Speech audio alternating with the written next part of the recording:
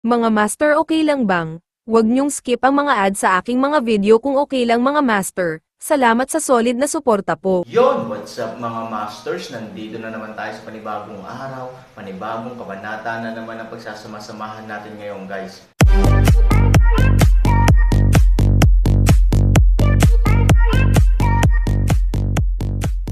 Bali mga masters, kung bago ka pa lang po sa aking YouTube channel, please click the subscribe button, lalong-lalo na po yung notification bell guys, para maging connected pa rin tayo sa isa't isa at maging updated kayo sa mga susunod ko pang video. Bali mga masters, bago natin umpisahan ng kwento ay mag-shoutout po muna tayo para sa mga solid nating tagapakinig. Shoutout kay Jeps Helfield at shoutout kay Norlisa Sugay. Yun na nga mga masters, no? Bali hindi na ito patagalin. In 3, 2, 1, let's go! Ngunit ang hindi niya alam ay ang kanyang kasalukuyang biglaang tagumpay ay talagang pagkatapos ng pagsubok at pagkakamali, hindi sinasadyang natuklasan niya ang isa pang landas na tila tama.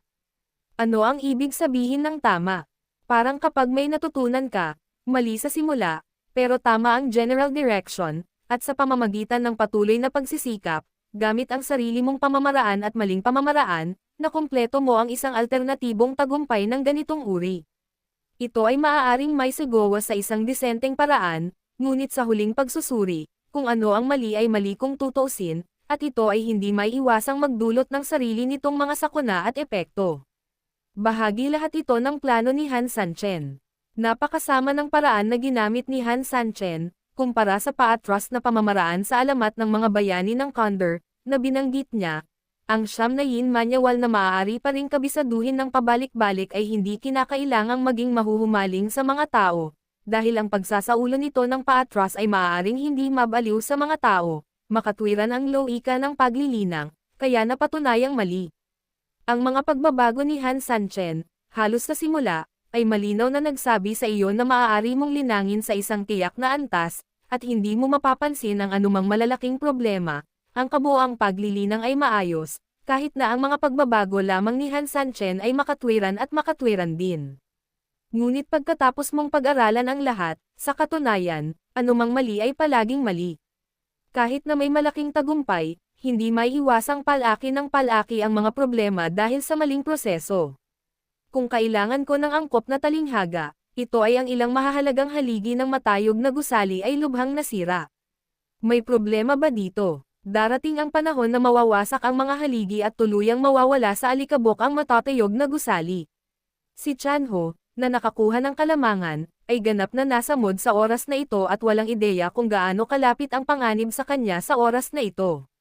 Lalo na pagkatapos ng taong ito ay lumunok ng maraming tubig ng dugo at chi at mga elixir ng dugo. Parang paglalagay ng bomba sa gasolina. Once na sumabog ang bomba, diretso at ganap na sisabog ang gasolina. Ang ganitong uri ng pakiramdam ay sapat na kaaya-aya sa pag-iisip lamang tungkol dito. Minsan, masaya mong iniisip na ang malalaking bunga na ibinibigay sa iyo ng iba ay mga bitag lamang na maingat na inilatag ng iba para sa iyo ng maaga. Sa nakakabaliw na pagsasanay ni Chanho, tiyak na mas malapit at malapit sa kanya ang kalamidad. Sa piitan, biglang dumating si Huya sa piitan sa gabi sa unang pagkakataon. Pagkaraang paalisan muna ni Han Sanchen ang kanyang mga utusan, kinausap niya si Huya. Kung tama ang aking hula, ayon sa pag-unlad, ang Chanho ay karaniwang pinagkadalubhasaan ang mga pekeng kasanayan. Paano ka nakakasigurado? Tanong ni Huya. May dalawang dahilan. Una, ayon sa progress, dapat ganito, sa unang araw, dapat ibigay sa kanya ang unang yugto, at ang pangalawang araw ay dapat ang pangalawang yugto, sa ikatlong araw, dapat niyang pagsamahin ang dalawang yugto sa kanyang sarili. Noong una niyang pinagsama ito, tiyak na makakatagpo siya ng mga kabiguan dahil palaging may mga problema sa istruktura sa buong hanay ng mga pagsasanay. Kailangan niyang dumaan dito ng ilang beses at muling ayusin ang buong set ayon sa kanyang sariling pag-iisip at pag-unawa. Ginugol niya ang isang araw sa paggawa nito sa araw, dapat mong simulan ang pagsasanay sa gabi.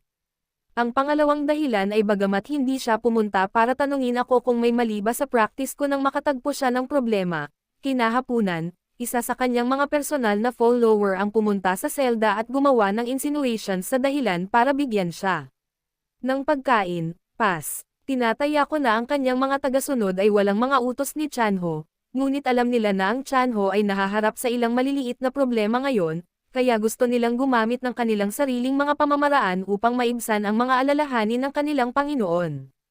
I didn't say anything at the time. I just told him to practice hard and master it. The purpose is actually a test.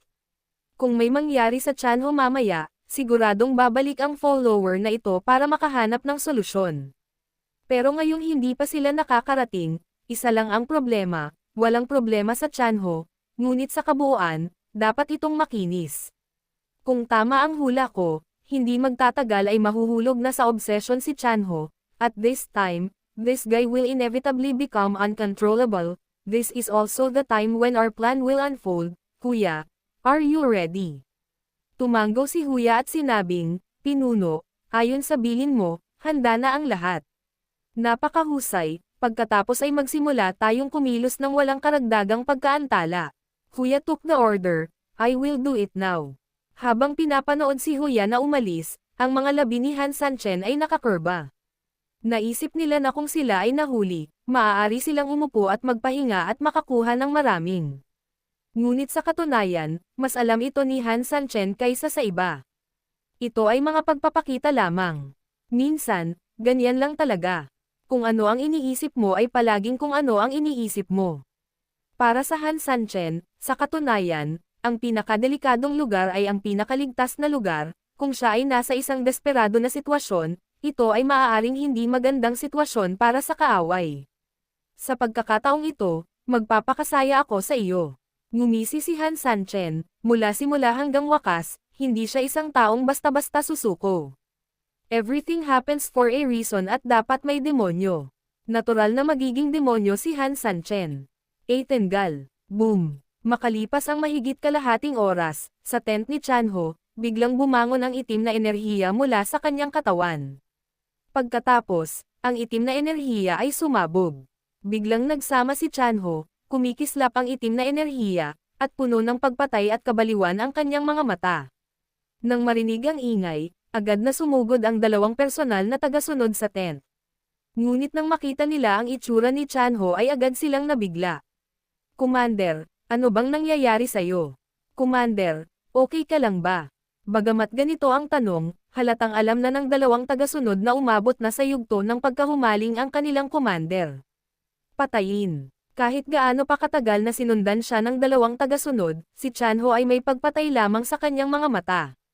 Halos lumipad, isa sa mga tagasunod ay nakalock sa kanyang lalamunan sa lugar, sa susunod na segundo, sa isang galaw lamang ng kanyang kamay, ang lalaki ay agad na naging itim na pulbos sa lugar at ganap na sumangga. Nakita ng isa pang follower na may mali at tumakbo palabas. Gumalaw si Chanho at sumugod bigla. Pagpatay, pinatay si Commander Chanho. Biglang tumakbo palabas yung follower at maya-maya may sumigaw. Nang marinig ang sigawan, agad na tumugon ang mga taong malapit sa mga tent at sumugod sa suporta. Ngunit sa oras na ito, si Chanho, na ganap na baliw, ay walang pakialam sa anumang bagay at halos patayin ang lahat ng nakikita. Saglit, tulad ng isang tigre na kumukumpol sa kawan ng mga tupa, hindi mabilang na mga lalaking nakaitim ang napatay. Halos sabay na hindi huminto si Huya pagkalabas ng selda at walang tigil na tinungo ang tent ng matanda. Naghahanda ng magpahinga ang matanda nang bigla niyang narinig si Huya na nagmumula sa labas ng tent para magsumbong, at hindi niya maiwasang mataranta. Bagamat si Huya ang bida na nakabihag kay Han Sanchen, sa ngayon, hindi. Patapos ang laban, kaya natural walang reward o promotion. Sa status niya, wala na siyang magagawa para mahanap siya ng diretso. Pasukin mo siya, mahinang sabi ng matanda. Nagutos ang mga kawal sa labas at inilagay ang mga pangil ng tigre. Nakilala na ng subordinate na ito ang matanda, magalang na sabi ni Huya. Bahagyang hindi nasisiyahan ang matanda, sa subconscious niya, hinahanap siya ni Huya dahil gusto niyang mapalapit sa kanya habang sinasamantala ang kanyang mga nagawa. Bagamat ang posisyon ni Huya sa hinaharap ay tiyak na angat sa kanyang panig, ayon sa mga tuntunin, hindi dapat tumawid si Huya sa mundong ito ngayon. Sa makatuwid, ang matanda ay hindi masyadong nasiyahan sa pananabik ni Huya sa utilitarianismo. Bumangon ka na, Ang matanda ay tumugon, bakit ka bumibisita ng heteng gabi? Hindi mo ba alam na ang pangkalahatang sitwasyon ay napagpasyahan kamakailan, at sa wakas ay makakapagpahinga na ako ng maaga? Ang mga salitang ito ay maaaring tila isang paliwanag, ngunit ang mga ito ay talagang isang sampal sa mukha. Sabihin sa kanya ng malinaw na hindi ka nasisiyahan sa kanyang pag-uugali. Kuya ay nararapat na parusahan dahil sa pang-istorbo sa mga matatanda sa gabi, ngunit ang insidente ay nangyari bigla at siya ay kailangang maghayganti. Pagkarinig ni Huya ay parang may ire-report, napakunot ang noo ng matanda, anong meron? Mukhang may hindi tama sa piitan, sabi ni Huya. Sabi ng matanda, may mga taong laging nagmamasid sa piitan, ano kaya ang mali? Hindi ko alam kung paano nag-imbestiga ang mga Presbyterian. Ang alam ko lang ay noong nagpunta ako sa piitan para mag-inspeksyon, nalaman ko na si Han Sanchen ay namumuhay na ngayon bilang isang emperador at labis na nag-e-enjoy sa kanyang sarili. Matapang ako at tinanong si Han Sanchen, 3,000, mangyaring hilingin sa mga matatanda na gumawa ng pagbabayad sala. Natural na kasalanan na pilitin ang isang pag-amin ng pribado ng walang pahintulot ng matatanda. Gayunpaman, pagkatapos marinig ang kasalukuyang paggamot ni Han Sanchen, alam din ng matanda na may mali dito, at natural na hindi niya ito hahabulin, ginagawa mo ang tama sa pamamagitan ng pagharap sa mga espesyal na kaso, bakit ganito ang trato kay Han Sanchen? Subordinate, I don't dare to say it, kasi, because it concerns the people around you, I'm afraid. People around me, magpaliwanag, baka lihim na nakikipagsabuatan si Han Sanchen kay Chanho. Ano, nagsabuatan sina Chanho at Han Sanchen. Kahit kasing stable na siya ng matanda, hindi niya maiwasang mabigla sa mga oras na ito. Si Chanho ang kanyang pinagkakatiwalaan, kung nakipagsabuatan siya kay Han Sanchen, malaking pangyayari. Nagkaroon ng apoy sa likod bahay at ito ay isang pangit na kalikasan. Chanho is my confidant, responsable ka ba sa sinabi mo? Ibinaon ni Huya ang kanyang ulo at sinabing, hindi makapaniwala ang mga nasasakupan ko, at nag-alinlangan pa kung sinasadya ba ito ni Han Sanchen, ang layunin ay syempre magdulot ng hidwaan sa pagitan natin, ngunit. Pero ano, kumunat ang noo ng matanda. Ngunit mula sa kasalukuyang punto ng view, ito ay napakaposible, sa piitan, mayroon na ngayong mga matataas na kama at malalambot na unan, at may mga katulong pa ni Commander Chanho na naghihintay sa Han Sanchen. Tinanong ko si Han Sanchen, at sinabi niya na siya ang nagturo kay Chanho ng sikreto ng mahiwagang kasanayan, at sinubukan ni Chanho ang kanyang makakaya upang mabigyan ng komportableng kasiyahan si Han Sanchen. Biglang natahimik ang matanda, at pinag-iisipan ng buong isip niya ang pagiging totoo ng bagay na ito. Actually, Elder, ibang bagay ang inaalala nitong subordinate. Sabihin mo pa, sabi ng matanda. Saglit na nag-isip si Huya, kalimutan na natin. Si Chanho ay sumusunod sa matanda sa loob ng maraming taon, ang mga haka-haka ng kanyang mga nasasakupan ay pawang batay sa kanyang imahinasyon, natatakot ako na suruan niya si Commander Chanho. Bilang aking pinagkakatiwalaan, natural na alam mo kung ano ang pahinga, kung hindi maintindihan ni Chanho at gumawa ng isang bagay na nagiging sanhi ng pagpuna sa kanya ng iba, kung gayon karapat-dapat siya, sabi ng matanda. Ngayon lang niya narinig ang tungkol sa bagay na ito, at labis siyang nabigla, wala siyang maisip na dahilan ng ilang sandali, sa makatuwid, natural siyang handang makinig sa sasabihin ni Huya. Iba siya sa iba dahil magaling siyang makinig sa mga ideya ng kanyang mga nasasakupan. Dahil alam niya na kahit gaano siya katalino, minsan ay hindi niya kayang hawakan ang mga bagay-bagay sa lahat ng paraan. Sa makatuwid, ang higit na pakikinig ay hindi isang masamang bagay. Tumanggo si Huya, naniniwala ang aking mga nasasakupan na kung ang Han Sanchen at Chanho ay nakikipagkalakalan, ang bagay na ito ay maaaring magpahiwatig na ang pangkalahatang Chanho ay maaaring may makasariling motibo at gustong matutunan ang ilan sa mga pamamaraan ng Han Sanchen, ito ay lubos na nauunawaan. Ngunit ang kinatatakutan ko ay ang background sa likod ng bagay na ito ay maaaring hindi gaanong simple. Nag-aalala ang mga nasasakupan ko kung si Han Sanchen at Chanho ay lihim na nakipagkasundo, o si Commander Chanho ay tao na ni Han Sanchen. Biglang nagulat ang matanda, ang ibig mong sabihin, Chanho, itong lalaking ito, pinagtaksilan ako. Sabi ni Huya, May lihim na plano ang nasasakupan ko noon sa Tianming Deputy Captain at nanatiling tago sa tabi ng Han Sanchen, dapat malinaw na malinaw ito sa matanda. Sa mga panahong iyon, medyo nakilala din ng subordinate ko si Han Sanchen. Panipi, mayaman si Han Sanchen, hindi lang siya mayaman, kundi marami rin siyang mga kabalyernong sikreto. Bilang mga ordinaryong tao sa antas ng kabalyero na mga sikreto niya, hindi nag-atubili si Sanchen na turuan sila ng mga kasanayan sa antas ng Diyos. Bahagyang tumango ang matanda, hindi nagsinungaling si Huya tungkol dito, ito ay lahat ng katotohanan, ngunit paano ito nauugnay sa iyong hula tungkol sa Chanho? Relevantly, natutunan din ng subordinate ko ang God-level skill na Taisho Shinbo dahil saglit siyang sumama sa kanya, entry-level reward ito. Pero ang problema ay nagulat ang aking subordinate nang makitang si Commander Chanho ay tila kaya rin iyon. Matagal na akong kasama ni Chanho, paano niya natutunan ang mga ganoong kasanayan? At paano mo nalaman ang tungkol dito? Hindi alam ng mga matatanda. Medyo iba ang lakad ng mga taong nag-practice ng Taisho Divine Step sa iba. Nalaman lang ito ng mga nasasakupan ko pagkatapos nilang malaman. Pagbalik ko kasama ang Deputy Captain ng Tianming, sinamahan ko si Han Sanchen pabalik, nang makita kong naglalakad si General Chanho, nalaman kong may mali.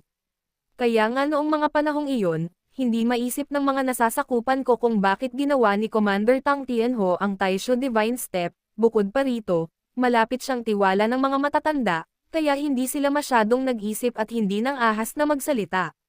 Pagkatapos matutunan ang Taisho Shinbo, ang iba't ibang posture sa paglalakad ay natural na binubuo ni Huya.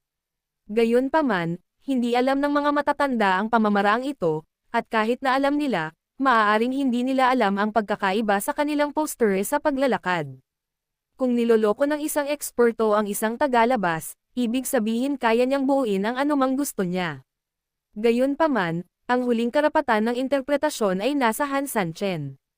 Posible bang hindi nagsinungaling si Han Sanchen para sa kanya at sinabi niya ang totoo sa matanda? Ang susi ay, maaaring hindi magtanong ang mga matatanda, nagsalubong na ang mga kilay ng matanda, keep talking. Yun na nga mga masters, no? Bali panibagong kabanata na naman yung natapos natin ngayong gabi. Muli, maraming salamat po talaga sa walang sawang suporta po sa aking YouTube channel na talagang inaabangan nyo po ang bawat upload ko po. Bali mga masters, magkita-kita ulit po tayo bukas ng gabi at ngayon po ay magpapaalam po muna tayo. Bali mga masters, bye-bye!